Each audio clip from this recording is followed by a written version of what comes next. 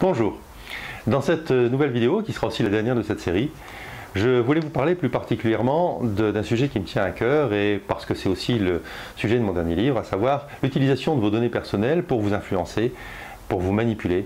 En fait, leur utilisation comme des armes silencieuses certes, mais très efficaces et qui permettent de gagner de nombreuses batailles. Alors, dans les techniques de manipulation, il y en a deux grandes familles, celles qui concernent la manipulation individuelle. Comme je me suis forcé de vous le démontrer dans la vidéo précédente, les réseaux sociaux sont de très loin ceux qui vous connaissent le mieux, qui savent exactement ce qui vous touche, donc ça leur est relativement facile. Et puis, il y a aussi toutes les techniques de manipulation de masse. Le comportement de masse, des populations, des foules, il est étudié depuis longtemps, mais plus spécifiquement depuis le 19e siècle, avec l'arrivée des démocraties et du suffrage universel, et ça a donné aujourd'hui ce qu'on appelle l'engineering social, qui débouche la plupart du temps sur des manipulations de masse.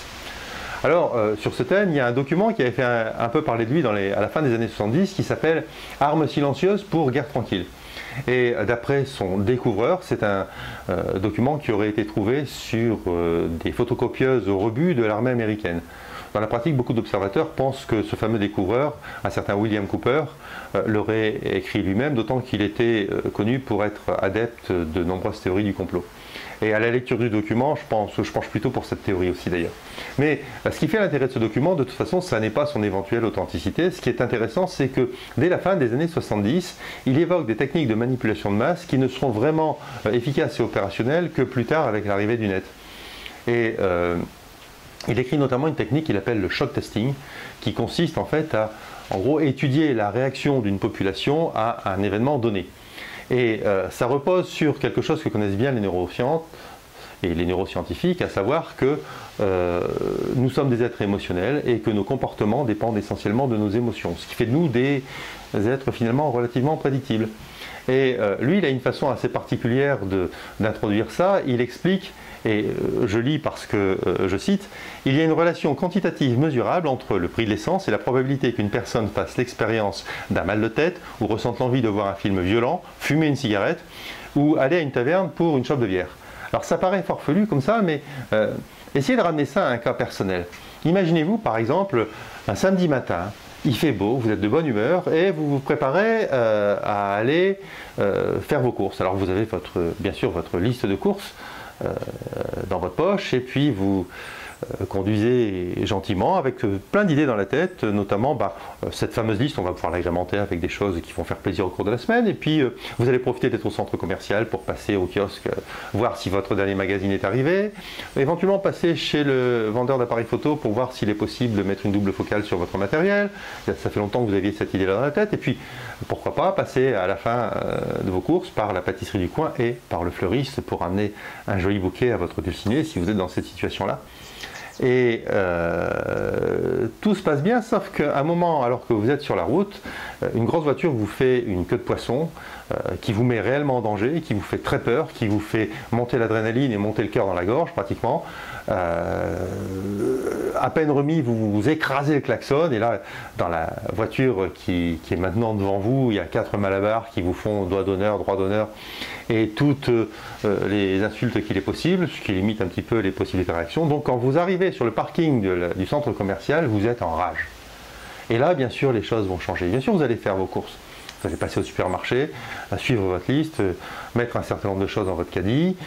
En sortant, vous allez passer, parce que de toute façon c'est votre chemin, vous allez passer devant le kiosque pour acheter le fameux magazine. Le vendeur d'appareils photo, vous allez laisser tomber, vous n'avez plus l'esprit à ça. Et alors le bouquet de fleurs, vous allez carrément zapper. En fait, ce qu'il y a au retour chez vous dans votre voiture n'est pas la même chose que ce qui aurait été s'il n'y avait pas eu cet incident. Et pourtant, il n'y a aucune relation directe entre la façon dont se conduisent un certain nombre de chauffards, votre liste de courses ou le fait que votre dulcinée allait peut-être mériter son bouquet de fleurs finalement. Mais encore une fois, le principe c'est que de toute façon, tout ce qui va influer sur votre état émotionnel va influer indirectement sur l'ensemble de vos comportements, quel que soit le sujet. Et ça devient très intéressant pour les manipulateurs. Alors, les événements qu'on va considérer pour ces études, ça peut être des événements réels, comme par exemple une prise de position politique tonitruante ou la mort d'une star, par exemple, mais ça peut être aussi des événements complètement fictifs, comme par exemple une pénurie artificielle, comme c'est arrivé pour le sucre dans les années 70. Ça peut être aussi des événements réels, mais qu'on va amplifier pour les besoins de faire réagir une population. Je pense par exemple à des crimes de sang. Tous les ans, la presse, les JT, nous parlent de 3, 4 crimes qui a pu arriver dans notre pays. En fait, des crimes de sang, il s'en produit 850 par an. Pourquoi on ne parle pas des autres? Ils ne sont pas forcément beaucoup moins sordides. Pourquoi on choisit particulièrement cela?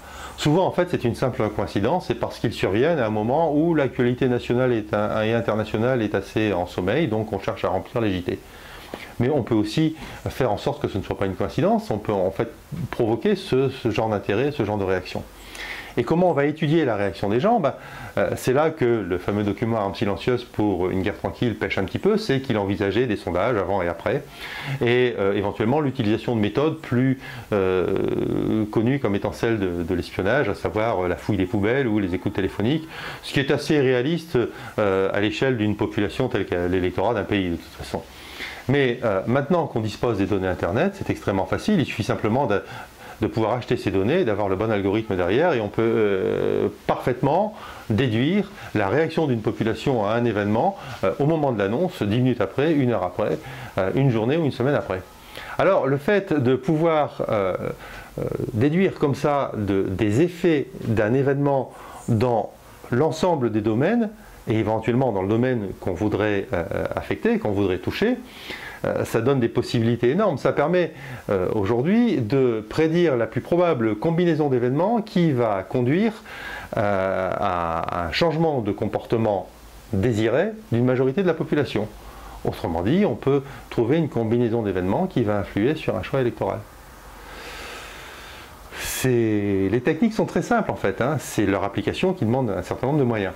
Alors c'est vrai aussi pour les techniques de manipulation individuelle.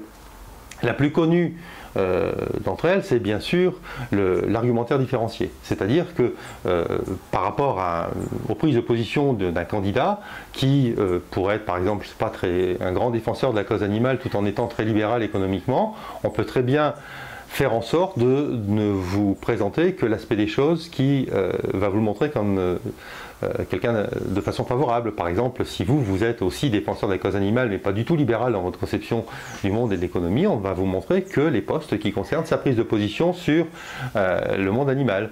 Et à votre voisin qui, lui, fout un coup de pied à son chien tous les matins, mais a des idées extrêmement libérales économiquement, on va lui montrer que les prises de position sur l'économie. Et on peut faire en plus la même chose, mais à l'inverse, sur le candidat pour lequel on ne veut pas que vous votiez, en ne vous montrant que les aspects défavorables de sa campagne ou de ses prises de position, et en faisant l'inverse ou autrement avec quelqu'un qui aurait d'autres positions. Pour ça, il suffit simplement de connaître votre profil psychologique, votre personnalité, et ça peut paraître un petit peu, encore une fois, tordu, etc., mais c'est quelque chose qui est pratiqué d'une façon considérable et à travers le monde, et aujourd'hui déjà sur tous les thèmes commerciaux. C'est-à-dire qu'on utilise votre profil, et de façon tout à fait officielle, pour influencer vos achats et vos choix commerciaux. Vous avez certainement, quand vous surfez sur Internet, dû cliquer en permanence sur l'acceptation ou le refus des cookies, et sur la page de présentation, on vous explique que ces cookies ont pour finalité de permettre aux réseaux sociaux de choisir les publicités qu'on va vous adresser qui seront les plus pertinentes et qui vous concernent le mieux. En fait, il n'y en a aucune. La publicité concerne leur émetteur. Rarement ceux qui les reçoivent, mais peu importe. Hein. On choisit déjà les publicités en fonction de votre profil. Qu'est-ce qui permet de penser qu'on ne choisirait pas non plus ou aussi les annonces qui sont des annonces de choix de société, qui sont des annonces politiques? Il faut être un petit peu naïf pour croire que, pour des raisons d'éthique, les réseaux sociaux limitent l'usage de leur banque de données et des choses pour lesquelles vous avez signé, parce que cette bibliothèque de profils dans lequel vous êtes enregistré, vous l'avez accepté quand vous avez accepté les conditions d'utilisation de Facebook ou de Google. Pourquoi ils ne l'utiliseraient pas à des fins qu'ils choisissent eux? En fait, il n'y a pas vraiment de limite possible.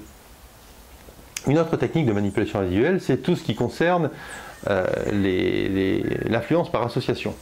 Alors ça, c'est Prendre un exemple simple, imaginez une jeune personne végane obsédée par son poids et par son hygiène de vie et à qui on présenterait un post sur un candidat quelconque entre la diffusion par une de ses amies d'une vidéo sur les horreurs qu'on peut trouver dans les abattoirs et puis une pub pour McDo. Il y a peu de chances qu'elle soit dans un état émotionnel favorable quand elle va recevoir le poste entre les deux. Et on peut faire mieux, d'ailleurs on peut sophistiquer la méthode en faisant des cascades de postes qui vont vous amener à un état émotionnel voulu, ou on peut jouer aussi sur la présentation, etc. Enfin, les méthodes sont variées et surtout extrêmement connues parce que ce principe d'association, c'est quelque chose qui est très largement étudié par toutes les neurosciences, qui est très utilisé dans toutes les techniques de thérapie brève, d'hypnose, etc. Et c'est utilisé en général pour vous permettre, par ce principe d'association, de positiver et de surmonter par exemple une phobie ou de passer un cap dans votre vie. Mais là, dans ces cas-là, elles sont utilisées d'abord avec bienveillance, ensuite c'est pas à votre insu, vous le savez, et enfin elles sont dans votre intérêt. La façon dont ces méthodes et ces outils sont utilisés par les réseaux sociaux, vous n'en avez aucune maîtrise et aucun droit de regard dessus. Alors, la grande force de ces différentes méthodes, c'est qu'elles ne cherchent jamais à vous contraindre, elles ne cherchent pas à vous convaincre. En fait, elles cherchent à vous faire adhérer. Tant il est vrai que, comme je me suis efforcé de démontrer dans les premières vidéos de cette série, de toute façon, à partir du moment où vous adhérez, à partir du moment où vous avez envie de croire à quelque chose, c'est même pas la peine d'argumenter, les arguments, vous allez les trouver tout seuls. Et ça, c'est le principe premier de la manipulation en politique. Alors, il n'y a pas beaucoup de limites en plus. Les limites techniques, par exemple l'utilisation de l'intelligence artificielle, elles existent simplement parce que l'intelligence artificielle en elle-même est extrêmement consommatrice de ressources informatiques et que si on voulait l'appliquer sur tous les domaines de la personnalité à des publics de plusieurs milliards comme les utilisateurs de réseaux sociaux, on serait très loin d'avoir les moyens informatiques sur la planète qui suffiraient à ça. Donc là, il y a une limite technique. Après, les limites éthiques, elles sont imposées par quoi? Par les règles d'Asimov qui veut qu'un robot ne peut jamais être utilisé ou agir contre l'intérêt d'un être humain qui va les contrôler. La déclaration de Montréal aussi, qui concerne spécifiquement l'intelligence artificielle. Encore faut-il y adhérer, puis quels moyens de contrôle ont-ils réellement? En fait, dans la pratique, un logiciel d'intelligence artificielle, comme d'ailleurs tous les algorithmes qui sont utilisés aujourd'hui, peuvent fonctionner d'une façon complètement masquée. C'est-à-dire que rien n'empêche que ces algorithmes ou cette intelligence artificielle tournent sur un ordinateur indépendant de ceux qui sont les serveurs de vos réseaux. Simplement, elles utilisent la même base de données et renvoient leurs informations sur cette même base de données. Mais on pourrait très bien éteindre ces ordinateurs sans que le réseau ne cesse de fonctionner, il serait juste un petit peu moins manipulateur. Et ça peut même fonctionner sur un ordinateur complètement indépendant, comme ça a été le cas dans l'affaire de Cambridge Analytica, où les données ont été achetées par le bureau de conseil et utilisées séparément, puis réinjectées après sur les réseaux sociaux. Donc on n'a pas beaucoup de moyens de défense. Et on n'a pas beaucoup de moyens de défense, mais ça pose quand même des gros problèmes, même si vous pensez que de toute façon on a de tout temps été influencé. Hein. On l'a été, nos choix politiques sont souvent beaucoup moins indépendants qu'on l'imagine, et je me suis moi-même efforcé de le démontrer dans les premières vidéos de cette série. Et puis nos choix commerciaux ont toujours été influencés par des publicités, par des bonimenteurs. Mais là, on est dans des proportions tout à fait autres. Et les choses se font carrément à notre insu. Et ça me pose un certain nombre de questions sur le plan éthique.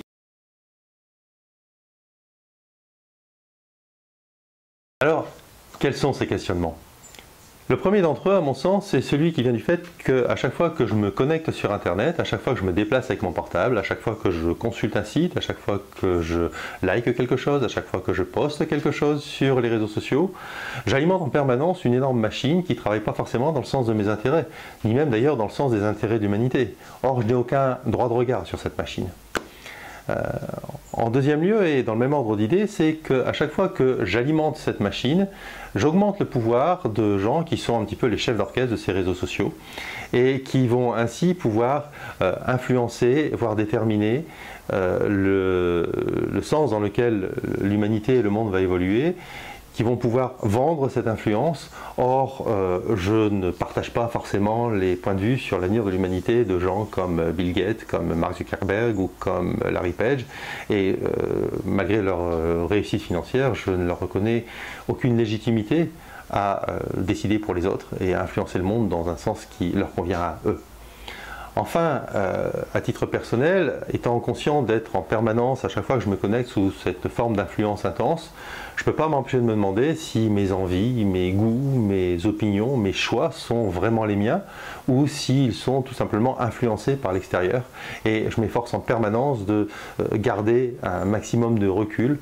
Mais on vit dans un monde, on ne peut pas l'exclure et ce n'est pas toujours très facile. Et pour aller encore plus loin dans ce sens-là, on vit dans un monde où on est en permanence abreuvé d'informations.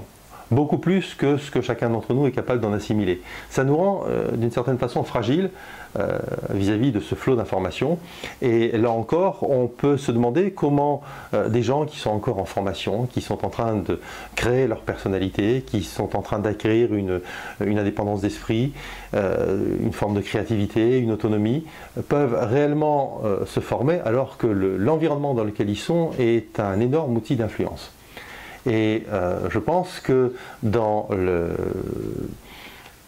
un avenir proche, la question va se poser justement de cette indépendance d'esprit nécessaire aux grands penseurs qui ont permis à l'humanité d'évoluer. Enfin, c'est un petit peu le thème de mon dernier livre où j'ai essayé de montrer comment les choses étaient en train de se créer et de s'installer dans la période actuelle, puis d'envisager deux formes d'évolution d'avenir de l'humanité, toujours sous forme de roman, parce que je pense que c'est la forme d'écriture qui est la plus agréable, la plus souple, celle qui va le plus stimuler l'imagination et justement la créativité du lecteur. Donc j'espère que vous prendrez plaisir à me lire. En attendant, je vous remercie de m'avoir écouté.